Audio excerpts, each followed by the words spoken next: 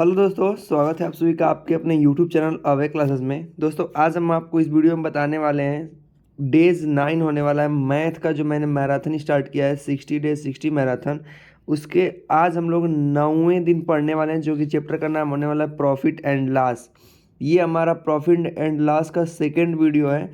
First video नहीं देखे होंगे तो डिस्क्रिप्शन में लिंक है, मैं वहाँ पे दे दूँगा। इस प्रकार से आपको आएगा, आप वहाँ पे देख लीजिएगा। चलिए दोस्तों, आज की इस वीडियो को शुरू करते हैं। और आपको शुरू करने से पहले जानकारी दे दें कि मैंने पूरे लगातार मैथ को बताना शुरू कर दिया है। यदि आप कोई भी स्कॉलरशिप्स की तैयारी कर रहे हैं या फिर आपका बेसिक एग्ज़ाम कोई भी हो और मैथ एकदम कमज़ोर है, तो आप इस सीरीज़ के माध्यम से अपने मैथ को एक अच्छे लेवल तक सीख सकते हैं। इसमें हम क्या कवर करने वाले हैं? श्रेष्ठा योजना, पीएम यशस्वी योजना और एनएमएमएस राष्ट्रीय छात्रवृत्ति योजना जो होता है, विद्या धन, विद्या ज्ञान, नवोदय विद्यालय, सीएचएस जैसे बहुत सारे ऐसे एसएससी के इम्पोर्टेंट प्रश्न जो कि हमारे क्लास से बिल्कुल आने वाले हैं। चलिए आज हम जो पढ़ने वाले हैं, ये 9वां दिन होने वाला है प्रॉफिट एंड लॉस का, और इस वीडियो को शुरुआत करते हैं। आज की इस वीडियो को एक मोटिवेशनल लाइन से शुरू करते हैं।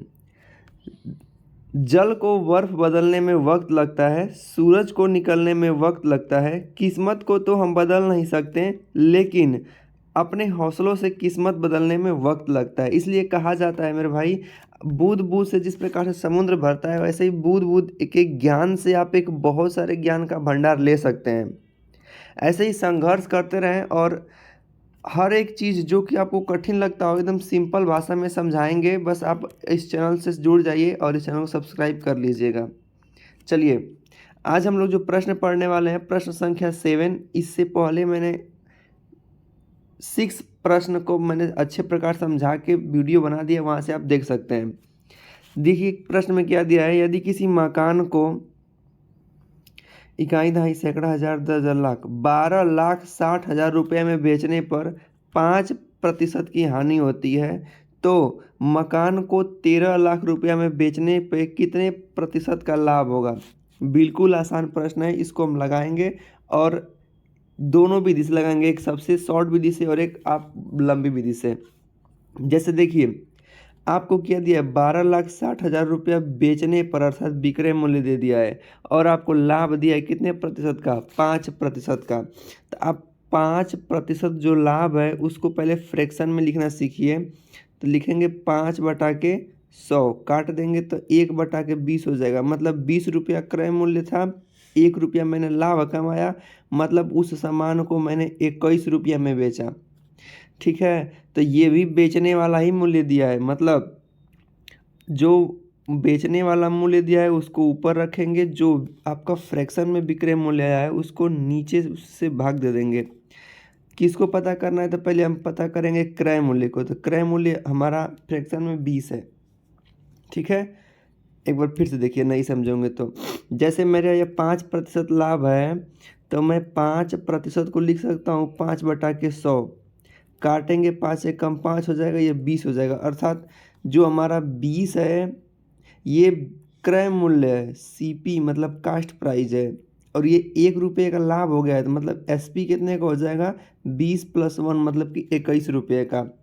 12,60,000 क्या है हमारा? विक्रय मूल्य है। तो 12,60,000 मेरे भाई ऊपर रखेंगे और नीचे 21, कितने? 21 से भाग दे देंगे, और क्या पता करना है? तो क्रय मूल्य अर्थात 20 से गुणा कर देंगे। अब चलिए काटते हैं इसको, काटिए। अगर हमको काटना हुआ तो पहले हम काटते हैं 3 से। 3 7 21, 3 चौको 12, 3 दूना के 6, मतलब 3 ठे जीरो लगा देंगे। 7 से काटते हैं, 7 छक 42, अर्थात 6,000 में 20 का गुणा कर देना है। 6,000 में 20 का गुणा कर देंगे तो 6 दूना के 12, 1 2 3 4, 4 जीरो इस पर क्या हो जाएगा? उतर जाएगा। मतलब वो जो मकान था वो 12 लाख रुपए का था। इकाई दहाई सैकड़ा हज़ार 10,000 लाख, मतलब 1,20,000 रुपये क्या था? हमारा मकान था। और बेचे कितना में? 5% के लाभ पर उसको इकाई दहाई सैकड़ा हज़ार 10,000 लाख, मतलब 1,26,000 रुपये में क्या कर दिए? बेच दिए। तो अब विक्रय मूल्य से कोई मतलब नहीं है, अब हमारा क्रय मूल्य मिल गया, और अब आपको इकाई दहाई सैकड़ा हज़ार 10,000 लाख 1,30,000 में बेचना है, तो कितने प्रतिशत का लाभ होगा? तो आपका साफ साफ कहेंगे कि देखिए 1,20,000 हमारा कास्ट प्राइस है और 1,30,000 हमारा सेलिंग प्राइस है। तो अब हमको प्रॉफिट निकालना है। तो आप क्या करेंगे, 1,30,000 में से 1,20,000 माइनस कर देंगे तो आपका उत्तर कितना आएगा, तो कहेंगे कि 10,000 आएगा। तो 10,000 यही आपका क्या है, लाभ है। इस लाभ को हमको किस में बदलना है, प्रतिशत में। तो प्रतिशत लाभ बराबर आपको पता होगा, जो लाभ होता है उसको ऊपर लिखते हैं बटा में क्रय मूल्य, जिस मूल्य में वस्तु को खरीदा जाता है उसको नीचे लिखते हैं। अब गुणा किसका करते हैं, 100 का। देखिए इसको हल करते हैं हम लोग। 4 जीरो से 4 जीरो पूरा ख़त्म हो जाएगा, ठीक है। अब इसको काटेंगे तो अब देखते हैं इसे काटने पर क्या आता है। रुकिए पहले मैं जीरो काटता हूँ ना। तो 1 2 3 4, 4 गो जीरो से 4 जीरो ये ख़त्म हो जाएगा, अर्थात कितना आएगा, 100 बटा में 12। इसको काटेंगे तो 25 बटा में 4 3 12, 25 बटा में 3%, अर्थात इसको फ्रैक्शन में बदलेंगे तो 8 सही 1 बटा के 3% लगभग। ये देखिए उत्तर ये गलत है। अगर आपको उत्तर आएगा 25 बटा के 3%, बिल्कुल सही उत्तर हो जाएगा, ठीक है। चलिए आइए सेकंड प्रश्न लगाते हैं। अब देखिए सेकंड प्रश्न है, कुछ ऐसे भी प्रश्न आते हैं एग्जाम में, उसको भी समझ लेते हैं। दिया है कि एक व्यापारी ने 70 कुंटल भूसा 13.20 रुपये प्रति कुंटल के हिसाब से खरीदा और उसे 63 रुपया धुलाई, मतलब जो इधर उधर ले जाने का किराया होता है उस पर उसने 63 रुपया व्यय कर दिया। तो पूछ रहा है वो भूसे को प्रति कुंटल किस दर से बेचे कि उसे 10% का लाभ हो। तो पहले हम निकालेंगे कि उसने पहले भूसा के लिए कुल खर्चा कितना किया था। उसने 70 कुंटल भूसा खरीदा था 13.20 रुपये के हिसाब से, मतलब कितना खर्चा किया था, 70 गुणे 13.20 गुणा करते हैं तो 00 7 दूना के 14 को 84 ले 63 91 और 92, मतलब 924 रुपया उसने वो भूसा खरीदा था। लेकिन उसने उसमें 63 रुपया क्या किया था, अलग से ढोने का किराया दिया था। तो हो जाएगा 7 8 9, मतलब उस व्यापारी का पूरी रूप से 987 रुपया खर्चा हुआ था। कितना रुपया, 987 रुपया। अब कह रहा है कि उसे किस दर से बेचे, तो ये 987 रुपया उसका क्या है, खर्च किया गया है। तो अब हम निकालेंगे कि 10% लाभ पे उसका विक्रय मूल्य क्या होगा। चलिए हम निकालते हैं। इस प्रकार से उसने पूरा जो रुपया खर्च किया था उस भूसे को खरीदने में, तो कहेंगे कि 987 रुपया उसका पैसा उसके पॉकेट से खर्च हुआ था। अब उसको क्या करना है, 10% लाभ पर बेचना है। तो 987 ये क्रय मूल्य विक्रय मूल्य निकालना होता है। तो हम लोग ऊपर मतलब 10% लाभ है तो 100 जोड़ देंगे तो 110 हो जाएगा बटा में 100। 1 जीरो से 1 जीरो कट जाएगा। अब 11 का गुणा 987 में करेंगे तो होगा 7 8 7 15 को 5 हासिल 1, 9 8 17 1 18 को 8 हासिल 1, 9 1 10। आप लोग गुणा करेंगे तो इतना ही आएगा। एक अंक पर नीचे 1 जीरो, इसलिए एक अंक पर क्या लगा देंगे, 10 लगा देंगे, ठीक है। अब इतना रुपया मतलब 1085.7 रुपया में उसको बेचेगा। तो कितना बेचेगा, 70 कुंटल बेचेगा। लेकिन पूछा कितना है, प्रति कुंटल, मतलब 70 से इसमें क्या कर देंगे, भाग दे देंगे।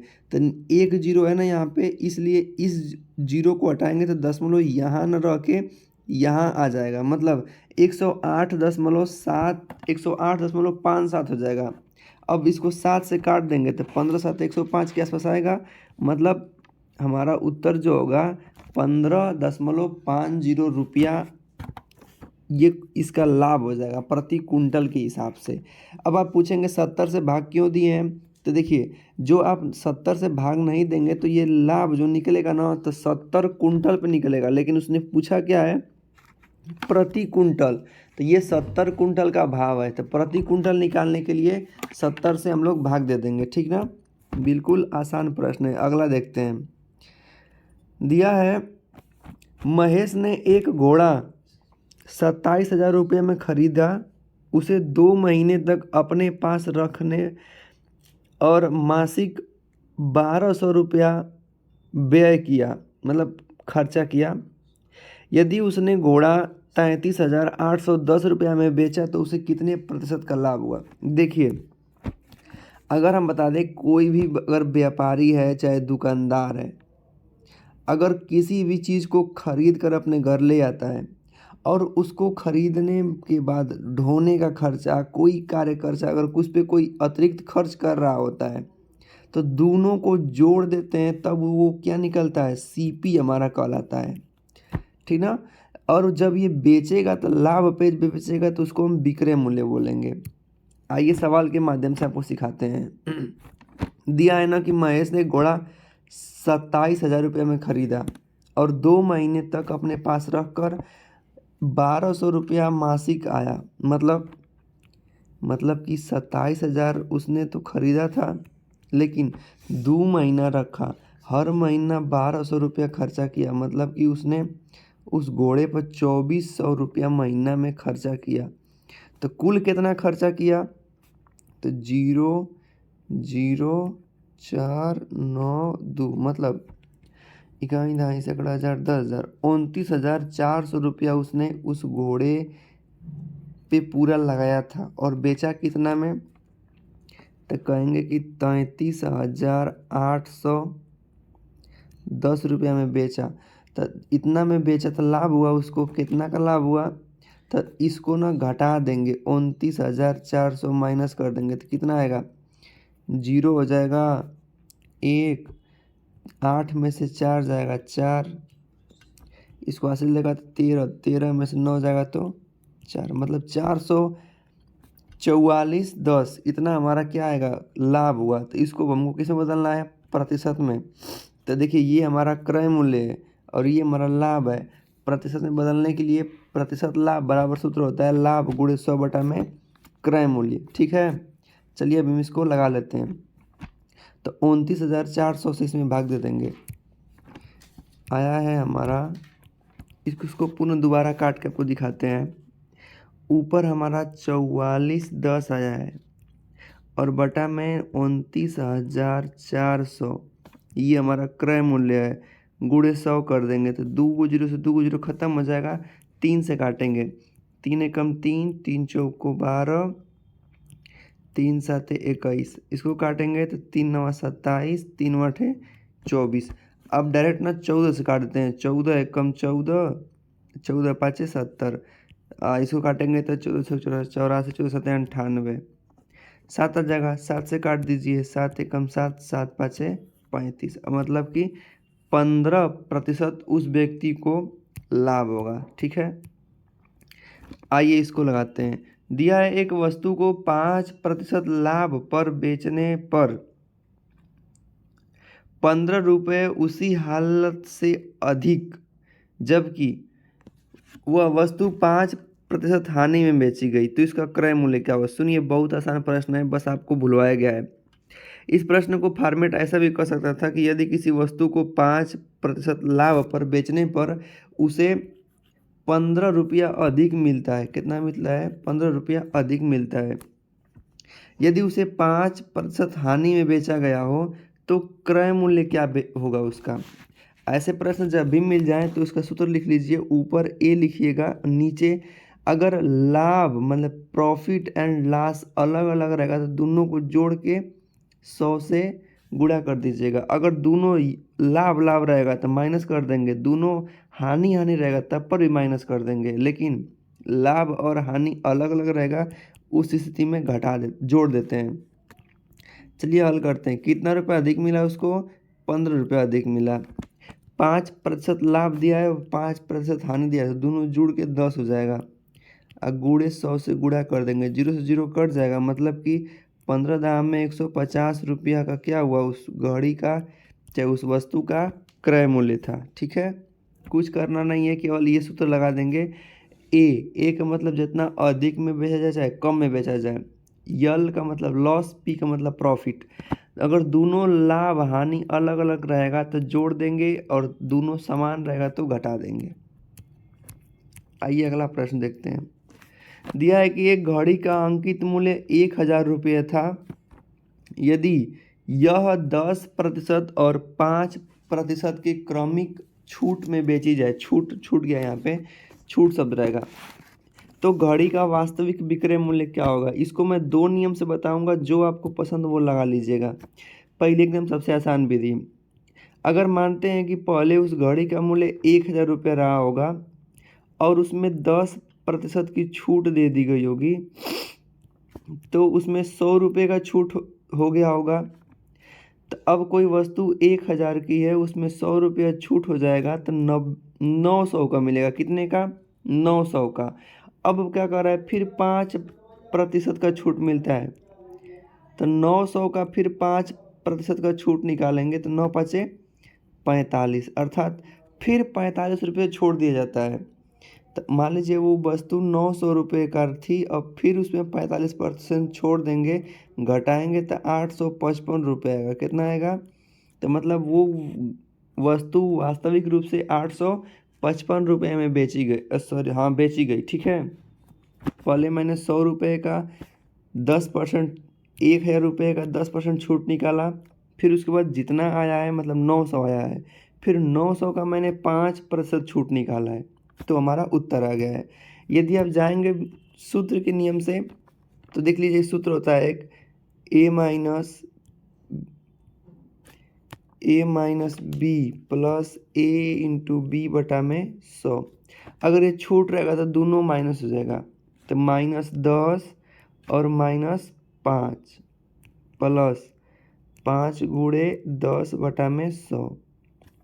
10 और 5 घटाएंगे दोनों माइनस में, तो -15 हो जाएगा, प्लस 0 से 0 कट जाएगा, ये एक 0 की वजह से इसमें दशमलव आ जाएगा, मतलब -15 प्लस 0.5, अर्थात वास्तव रूप से इसमें आएगा आपका उत्तर -14.5। ये छूट है प्रतिशत में, इतना प्रतिशत क्या किया गया, छोड़ा गया।